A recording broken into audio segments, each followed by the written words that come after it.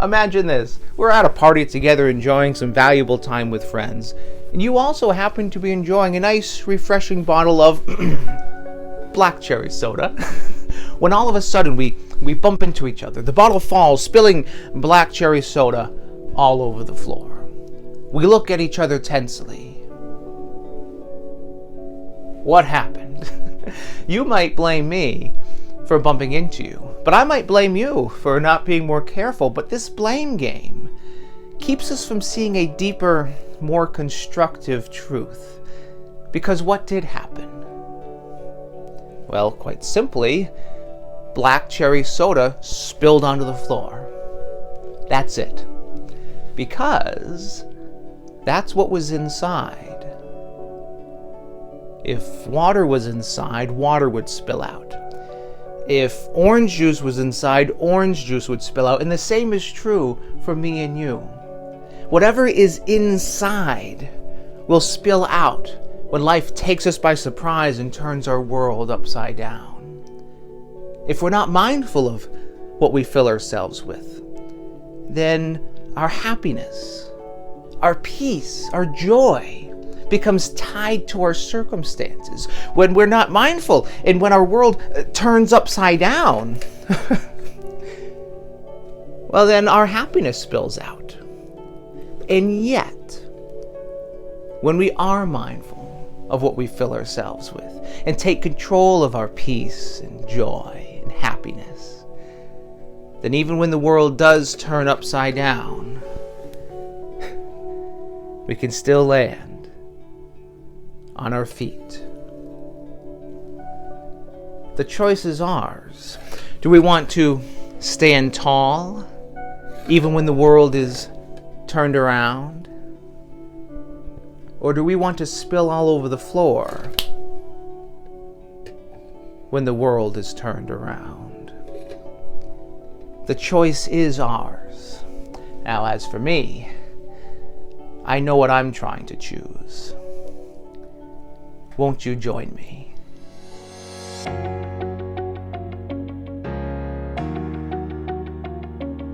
Hi, my name is Jonas Kane. I'm the owner of #Positivity, where I work as a positivity coach, learning experience designer, and facilitator of fascination. The thought experiment that you just experienced is, of course, just a trick, but it does point to the truth. Because if we're honest with ourselves, how many times have we been so distracted by our default reactions to our experiences that it makes us miss the deeper, more constructive truths behind them?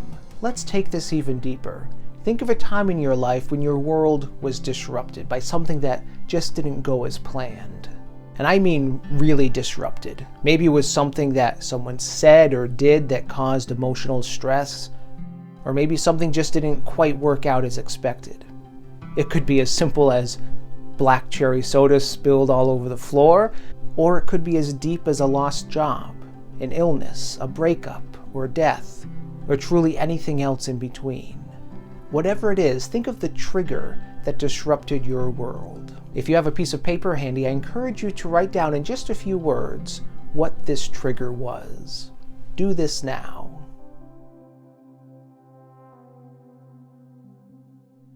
A number of years ago, I experienced a rather frustrating circumstance. I was on tour with my magic act, touring with a band called The Ear, the Eye, and the Arm. It was an experimental electronica trio, and I like to think of myself as the leg, because I helped with a lot of the legwork, lugging the equipment from the tour van into the club every night. During this trip, we stopped for a show in Pittsburgh, Pennsylvania. And I had never been to Pittsburgh before, so I was pretty excited. I loved new experiences. And after unloading all of the band's equipment into the venue, I went back out to the tour van to get my suitcase so I could start to set up for my magic act.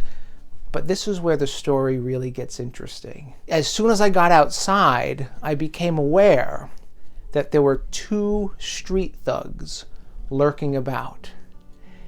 And I knew that they are street thugs because I've watched television, and these were just like the ones on TV. They had hoods and everything. They were literally street hoodlums. My gut instinct was to retreat back to the safety of the club, wait for the thugs to scamper off. But then I hesitated. And I hesitated because I thought to myself, I don't actually know that these two gentlemen are actually street thugs. That's just society. That's the media. My assumptions, my fears telling me something about these two people that I truly know nothing about. So I ignored my fears and I went to the van anyway. And you know what happened, right? Yeah, I got mugged. Now, I had never been mugged before, so this was all very exciting. I love new experiences. But it all happened very quickly. And as soon as it started, it was over again. And I was in a bit of a daze.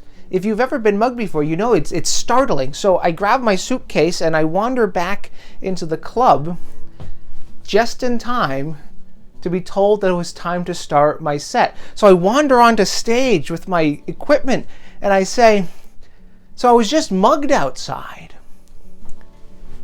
And everyone just started laughing. They thought it was hilarious. They thought it was part of my act. I said, no, I'm serious. It's true. I don't want to be in Pittsburgh anymore.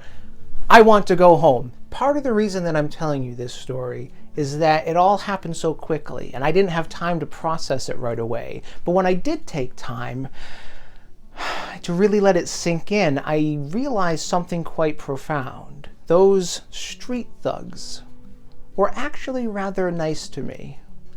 It was all in their words. Our words have power. They have the power to lift us up, but they also have the power to tear us down. And as the muggers were stealing my money, they did their part to help build me up. This is what they said to me after pushing me up against the van. They said, "Stay cool. Give it up." Did you catch that? It's subtle, and I didn't catch it right away, so I certainly won't fault you if you don't catch it right away either. But consider this. In order to stay cool, you have to already be cool. So they were complimenting me. They thought I was a pretty cool guy, which, let's be honest, they're not wrong. The other reason I'm telling you this story is that even the most frustrating of circumstances can teach us something, so long as we're willing to keep an open perspective. And I learned something that day in Pittsburgh, Pennsylvania. I now know the true meaning of the name Pittsburgh Steelers. It's a true story, an absurd story, but it is a true story, and it's one of my favorite stories to tell family and friends. And one of my friends one day, he told me that he really loved that Pittsburgh story because if he had been in that same situation, he said he just wouldn't have been able to find a way to laugh about it. And up until then, I didn't see that side of the story. I just thought as an interesting thing that happened to me, and there's a fun pun at the end. But he really got me to thinking that you could take two different people and put them in the same situation. One person can walk away from the situation feeling frustrated. The other person can walk away from the same situation fascinated by the whole thing. And it all depends on the perspective that we choose to frame our circumstances. I invite you to look again at the trigger that you wrote down, that source of frustration in your life. Whatever you wrote down, I am sure it's very reasonable to be frustrated by this. And it's important to honor this truth, because choosing fascination over frustration does not ignore the reality of your circumstances. Rather, all it's doing is seeking to level the playing field. You've probably seen this played out in your own life, where you go about your day and you could have 9 positive experiences and just have 1 negative interaction. And even though you've had all these wonderful things happen to you, this one negative situation negates all of the positive things that happen to you as you ruminate and fester in that negative experience. But we don't have to rely just on our own personal experiences to recognize this truth. Research shows that humans have been biologically wired with a negativity bias. And this is because if our ancestors didn't focus on threats, they'd likely starve to death or get eaten by a tiger. The problem is we have an ancient brain experiencing a modern world. So by focusing on the positive, by choosing fascination over frustration, all we're doing is leveling the playing field. Let's try a quick activity to see this in action. Take a look at these 8 words on the screen. These are words that we would likely qualify as positive words. Words that, if focused on, we could facilitate positive experiences for ourselves and the people we influence. In a moment, a word search is going to appear on the screen. And how does a word search work? You have a bank of words, in this case these 8 words, and you have to find those words hidden inside a puzzle mixed among a random assortment of letters. Your task will be to find as many of these 8 positive words from this word bank as you can, hiding inside the puzzle. But I'm only going to give you 30 seconds. Are you ready? On your mark, get set, go!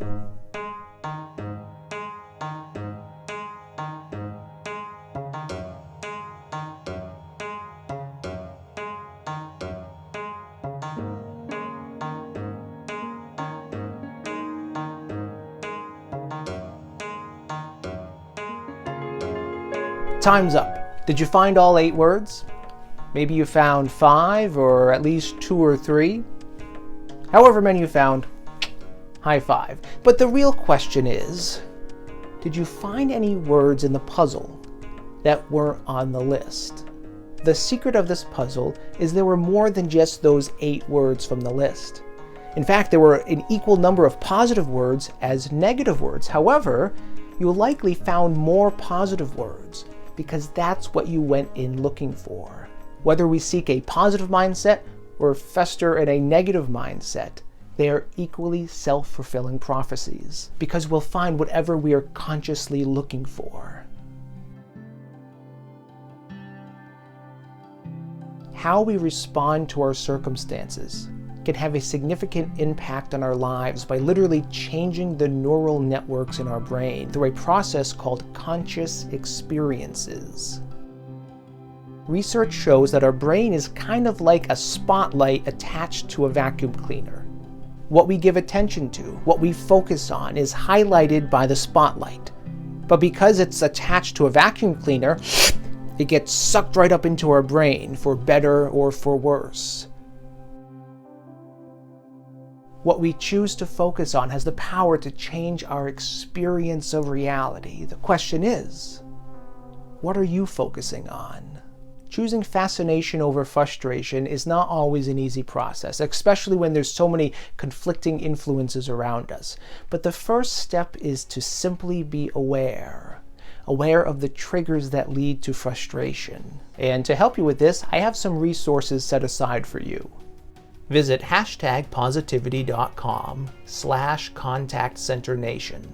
On that page, you'll find the companion workbook for this presentation, which dives deeper into these principles and also offers additional practices to help you gain clarity in your life, work, and relationships.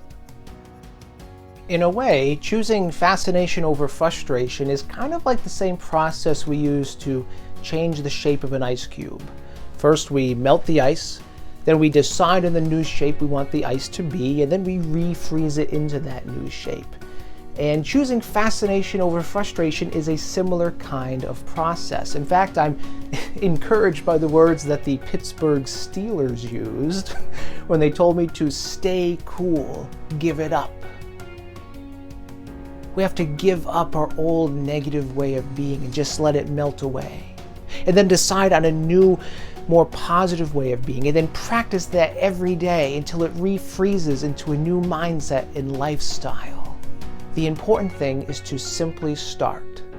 Start with where you are. Start with one thing. And start making positive changes. It's been a joy being with you today, and I'm looking forward to next time. Until then, my name is Jonas Kane. Stay positive.